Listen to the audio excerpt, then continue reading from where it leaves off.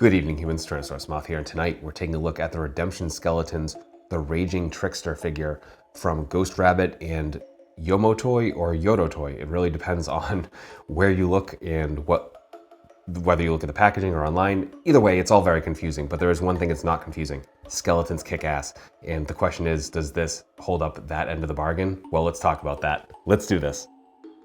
Aesthetically speaking, this is definitely a very cool looking skeleton, and for this section I am going to be going over it with the jack-o'-lantern head on because this is the way it comes out of the package. It's the way all the artwork is done for the figure, so like clearly this is the intended default.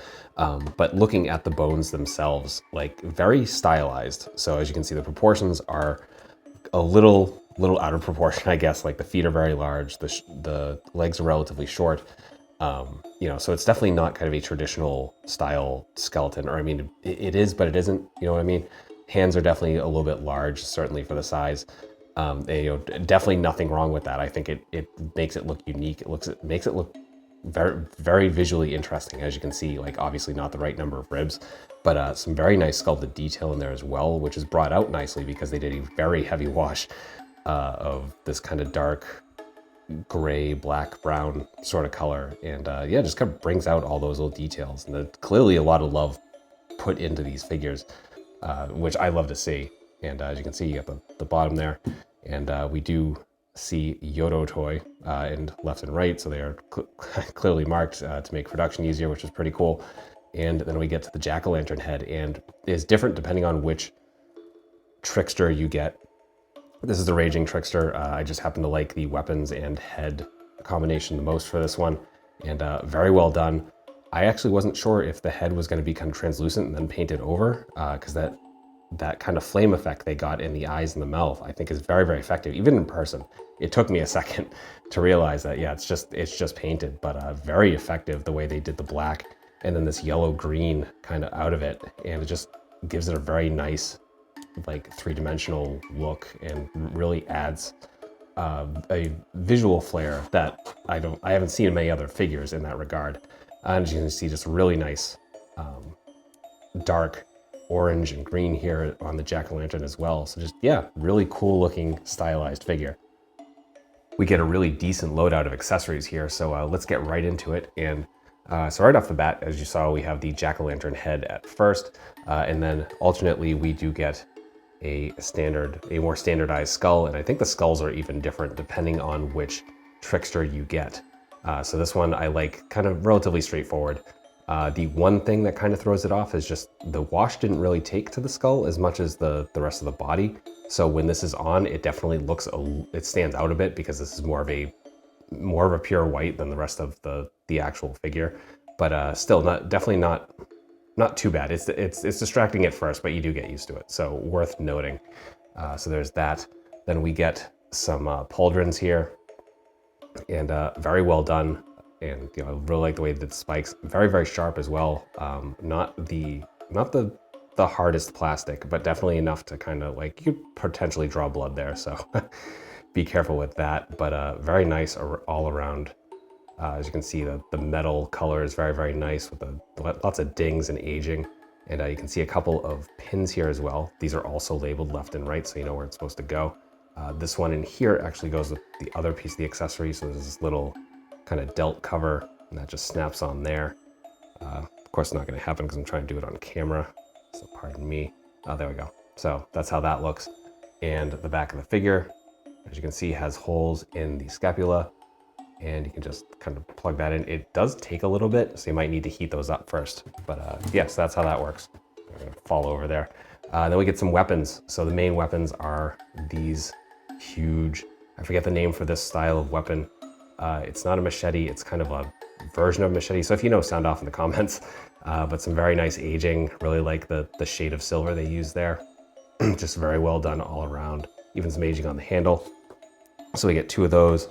Then we get two different daggers. So we get a more traditional, almost Roman style, all metallics, looks beautiful, very, very much stands out. And then finally a curved dagger, more my style, definitely more in the vein of the main weapons. So very, very cool. And that's accessories. Articulation here is definitely decent. However, there is one minor sticking point for me, but we'll get to that. So let's break it down. And starting at the top, we are on a ball joint. Let's see if I can get that off pretty easily. So as you can see, it's a ball joint. There's nothing in the neck, so it's just kind of there. It's all in the head itself. But we do get some really nice up and down, and like we just got all this room. So that's fantastic. We get that with the skull as well. So this pretty much the same applies, and just really well done there, especially with such a limited set. Again, nothing being in the neck, you can pretty much get wherever you want. Then we come to the shoulders, and these joints are pretty much all over the body, and it's definitely a good way to do it. It's the way Storm pretty much did theirs. These are just heftier joints. So as you can see, we can come up and around and pretty much anywhere you want to go, which is nice. We get one of those in the elbows as well. And those, your range is going to depend on where it is rotated to. So you're going to get about 90 at most, which is, a little sad, not the best range. Then we get to the wrists, and the wrists can go any way you want because it's the same joints. So that's definitely cool. I like that. I always like that for wrists. Then we come to the diaphragm, and as you can see, we have that very same joint. Again, this is another thing we see in the Storm Collectibles skeleton. So we can get some crazy back, crazy crunch. So that's cool, and we get rotation there as well. We also have rotation at the hips, right before the hips rather. And so that's cool. And then here's my point of contention is, legs just don't really go out that far. And as you can see, that's because of the sculpt here, same type of joint, and it does move a little bit on that. But because of how far this sculpt comes, it just kind of keeps it from moving. And I think that's to facilitate the size of that joint, because if you shave some of that off, I don't think it would hold as well. So that is what it is. But you can go crazy getting front and back here. So that is good as well. Come to the knees. Again, we're going to hit about 90. So not as much as we'd probably like, but it is there. And then the feet, we get perfect point. We get some really nice forward. And of course we can get crazy rocker. So that's articulation. Getting into size comparisons, here they are with skeletons from both Storm Collectibles and Kulu World. With some Hasbro and some Mattel. With some imports. With some monsters. Finally, with an articulated icons, Oni, and yours truly in human form as a Valaverse Action Force figure. So my final thoughts on the Redemption Skeletons Raging Trickster from Ghost Rabbit and Yototoy is that this is definitely a fun figure. There's a lot to love here. There's a lot of love poured into the sculpt.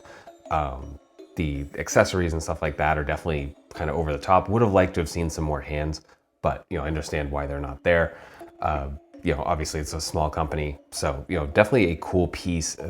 And if you're just into spooky skeletons and spooky Halloween stuff, this is totally for you. And I'm happy I have it for that reason. If you're looking for a definitive skeleton for your 1/12, 1/10 collection, you might want to look elsewhere. Definitely, it's highly stylized, and that absolutely not a problem because it works on its own. Also works really well, if you notice in the size comparisons with SH Figuarts scale-wise, and if you want kind of that ridiculous tokusatsu looking skeleton. So that definitely works. And so that being said, I definitely recommend it.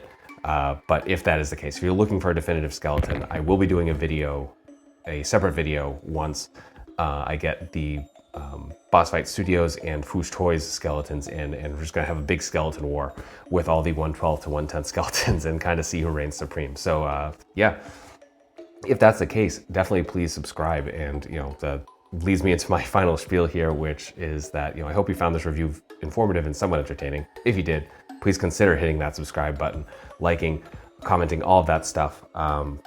Because I do multiple videos here a week reviewing various figures related to tokusatsu, dinosaurs, monsters, pro wrestling, and more.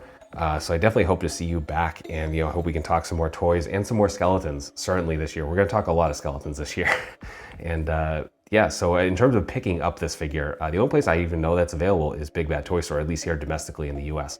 So I'll have a link to that below, and I've actually kind of changed the order of my ending here, so that's actually kind of cool. So all of that being said, I hope you join me again, and I hope you are well. I hope all your toy dreams come true, and most importantly, I hope that you and yours stay weird, simians.